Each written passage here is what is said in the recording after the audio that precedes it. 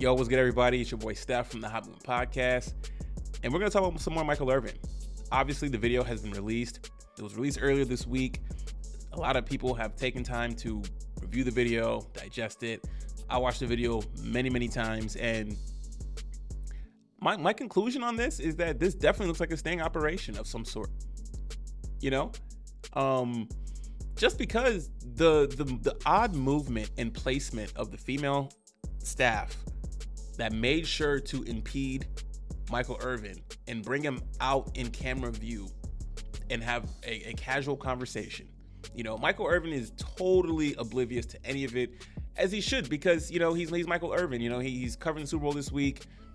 You know, he said he has to be at work at 8 a.m. So he's thinking, hey, you know, just the female staff will talk to him. And then it's odd. It's interesting, too, or maybe odd. And maybe, I don't want to sound sexist, too. But, you know, Michael Irvin said that that she, I believe, didn't know much about football or know where to watch to learn more about football. So Michael Irvin was kind enough to explain to her that, hey, I'm on these networks or these platforms where you can watch the game or watch me, you know, cover these games and give my analysis and stuff like that. You know what I'm saying? Cool, right? So she doesn't know anything. He just is kind of to explain, okay, and where she can learn, right? And then in the cut, you have the manager who was already kind of agitated earlier. But I mean, was he mad at her, or was he mad that she didn't get to Michael Irvin soon enough? And then you have the security guard that I believe was Michael Irvin's security. I'm really not sure yet. I don't know if it was security provided by the hotel that was around him, or if this is just a security from a private company that was hired to look after Michael Irvin, right? There's just so many questions on all the key players here that it just looks like a sting operation, just a massively failed attempt. And I don't think Marriott was involved with the sting operation, but I think these players somehow were trying to gain something out of this with Michael Irvin, and they just happen to be under the Marriott brand. And I think Marriott, in order to save face, was trying to suppress this footage as long as they could, but just Michael Irvin's team was just from the get-go, a day later after he was booted from the premises, not just a lawsuit, a $100 million lawsuit out the gate, you know, and Marriott's probably thinking like, oh crap, like we okay, like, you know, damage control, how can we get away from this fast? You know what I'm saying? Suppress the tape. I'm sure they already reviewed the tape.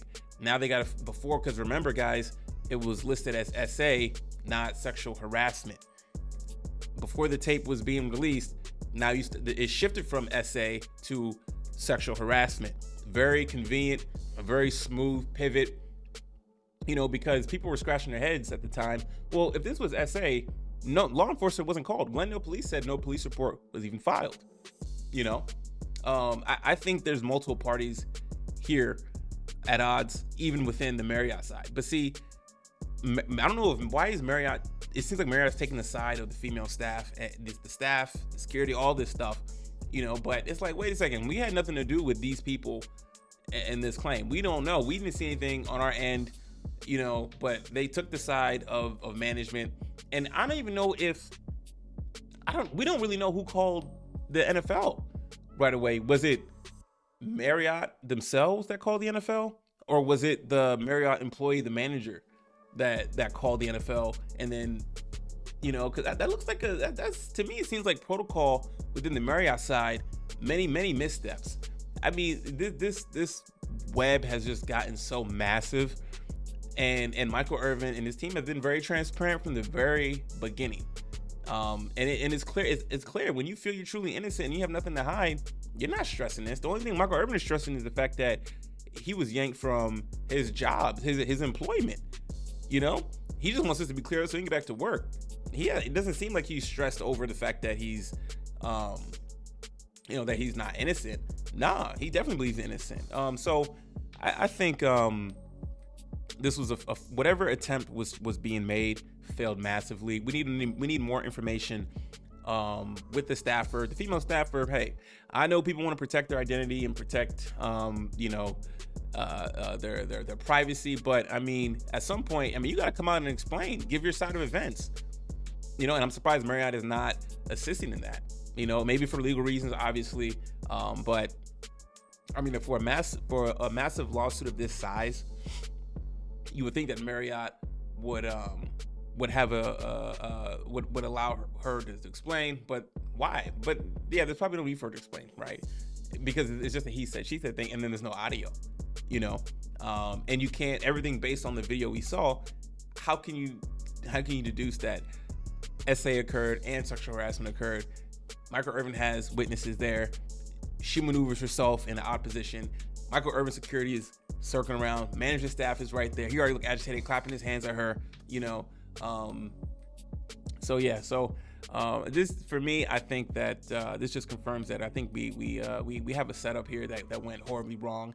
They now expect Michael Irvin to come back with a huge lawsuit, and is rearing its ugly head and is biting them pretty bad right now. And Marriott is probably reeling right now to try to gather another way to find a way to spin this on Michael Irvin. But they're out.